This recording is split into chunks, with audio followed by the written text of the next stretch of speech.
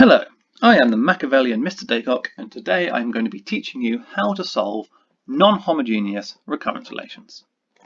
So the first question you're probably asking is, what is a homogeneous or non-homogeneous recurrence relation? So homogeneous recurrence relations are ones of the form like this. Un is equal to 4 lots of un minus 1, or maybe something like this. Un is equal to un minus 1 plus 3 lots of un minus 2 minus 7 lots of un minus 3 plus 24 lots of un minus 4. Now this would be incredibly nasty to solve, but it would still be homogeneous. And the key thing about them being homogeneous is that every single term contains a sum of the sequence. So this is 3 lots of un minus 2. This is 7 lots of un minus 3. They are all things in the sequence. Now a non-homogeneous recurrence relation is something like we have up here, and the part that makes it non-homogeneous is the n minus 2.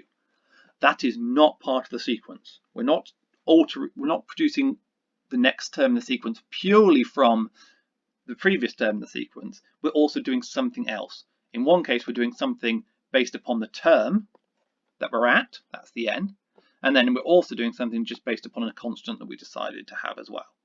So we're doing something based on the term and something based on a constant. So how does that work? Well, let's have a look at the sequence. Well, we know that u1 is 5, that's given. What about u2? Well, u2, we need to put that in, so we're going to get 4 lots of 5 plus n. Well, n in this case is 2 because we're going for the second term, minus 2, and we get 20. u3, what's that? Well, we plug in the previous term, which is 20, so we get 4 lots of 20, plus 3, because we're going for the third term now, minus 2, and that's going to give us 81. So our third term is 81. And what's u4? Well, u4 is 4 lots of 20, sorry, 4 lots of 81, plus 4, because our n is now 4, still minus that same 2, because that is a constant term. And that should give us 326. So what is the rule for the nth term of this sequence that gives us 5, 20, 81, 326? How do we solve this? Well, the key part is to look at the homogeneous bit. We're going to look at the un is equal to 4 lots of un minus 1. And in fact, this isn't how we really want to represent it. We want to represent it with all of the homogeneous parts on one side. Kind of like solving a quadratic in that way. So what we're going to do is shift it across and go un minus 4 lots of un minus 1 is equal to 0. And this is really important because our solution to a recurrence relation is this bit. Will give us that this bit here, the homogeneous part, equals 0. And we know how to solve that. We know how to solve these ones. We know that the solution is going to be of the form un is equal to c, some constant lots of 4 to the n. And we don't necessarily know what that constant is, but it is going to be that. So it's un is equal to some constant multiplied by 4 to the power of n. And we know that if we plug that into the homogeneous part, we get 0. Or at least this rearranged homogeneous equation. Now, how does that help? Well, let's go to our non-homogeneous equations, which was un equal to 4 un minus 1 plus n minus 2. Well, if I subtract this, I'm going to get un minus 4 lots of un minus 1 is equal to n minus 2, but actually I still want to kind of think of it as 0 plus n minus 2. And the bit of this which is going to give me the 0 is the previous solution. So to get the 0 that's there, and if you think about it, there's always a plus 0 on the side of any equation you've got. To get the 0 part, we need to use this. And to get the n minus 2 part, we need to find something that, when we plug it into a recurrence relation, is going to give us some linear form. And the great thing there is, what we want to pick is some linear form. So we're going to pick, let's say we're going to try our linear form, so an plus b. We want to try an plus b as our solution for un. So if un is an plus b, well, we also need un minus 1. What is un minus 1? Un minus 1, well, that's just plugging in n minus 1 in here, and we get a lots of n minus 1 plus b. And then we can expand and rearrange. We're going to get that as a times negative 1 is minus a, plus b minus a. And this here is our un minus 1. And so plugging both of these back into the original equation, this will help us work out what the a and b are. So we're going to plug that all the way back into the original equation, and we get that an plus b, and let's use this nicely rearranged form here. So minus 4 lots of,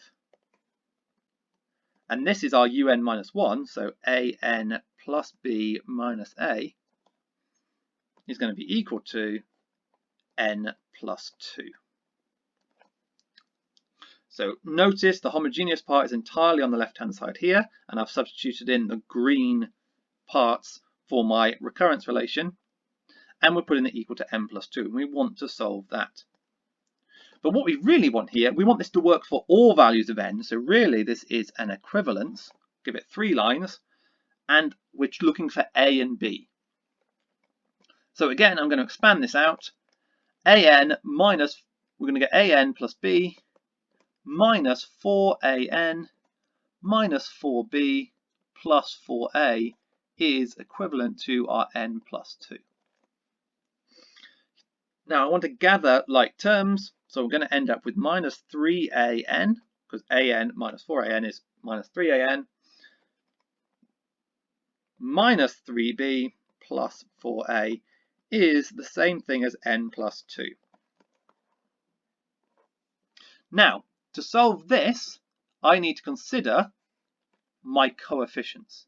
So the coefficient of the n term and the coefficient of the constant term.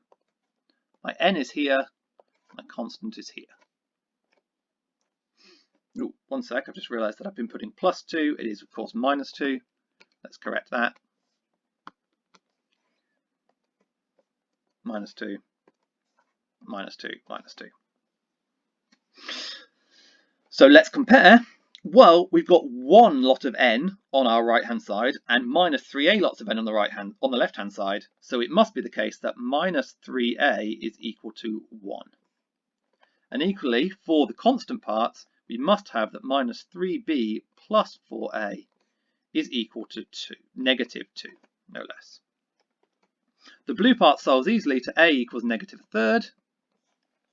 And then plugging that back in, plugging in this a equals negative a third into here, we're going to get minus 3b plus 4 lots of negative a third is minus 4 thirds is equal to minus 2. Adding on that minus 4 thirds, I'm going to get minus 3b is equal to, adding on that 4 thirds, I'm going to end up with minus 2 over 3, and therefore b is equal to 2/9. And now plugging in all of this information over here into this nice box I've just drawn, we're going to end up with un being equal to c lots of 4 to the power of n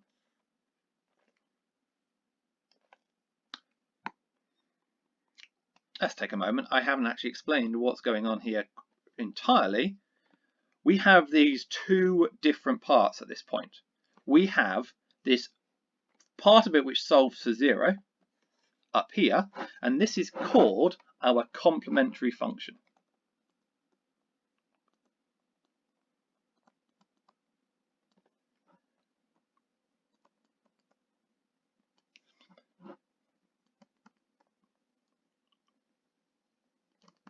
And down here we have our attempt that we tried to solve the n-2 part, and we found that the solution to that, let's put it in black, un was equal to, a was minus a third, so minus 1/3 n, and b was 2/9 plus 2/9. And this here is called our particular solution.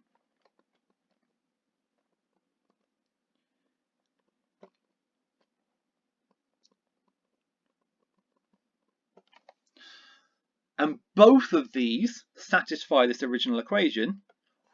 The complementary function satisfies the 0, and the particular solution satisfies that is the particular solution to the non-homogeneous part, which then gives us that the final function, our final solution, our general solution as it's called, is equal to our complementary function plus our particular solution.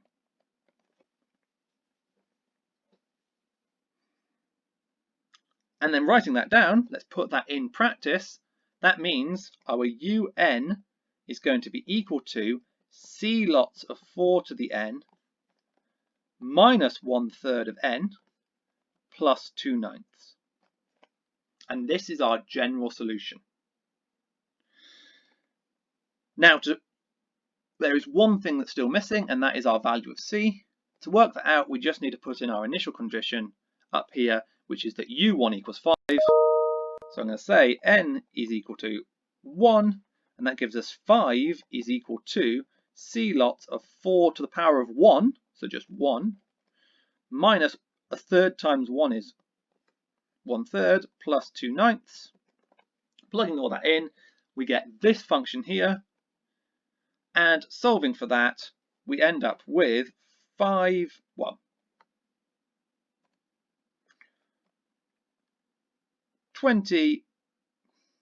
46 over 9 is equal to c times 4, and then we divide by that 4, and we get that c is equal to, got it written down here, 23 over 18. And then our final solution to this, and it is a complicated one, is all of that put together, including the values of c, a, and b. We get that un is equal to 23 over 18 lots of 4 to the power of n minus 1/3 of n plus 2/9. And remember, this bit here was our complementary function, and this bit here was our particular solution. And both must be included to have your full solution to this. And now that seems pretty extreme, a bit crazy, but this absolutely will solve it, and you can even try it out.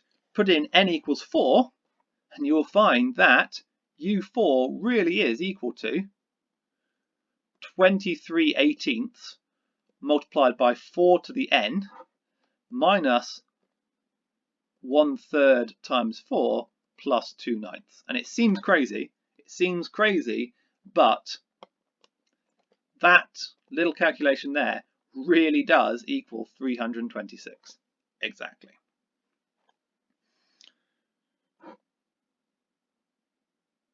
Okay, I've got a few more examples, but I'm going to leave the video there because this one's gone on for quite long. That is your starting point of how you're going to solve these recurrence relations, these non-homogeneous recurrence relations. Okay, thank you very much, and I'll see you in the next video.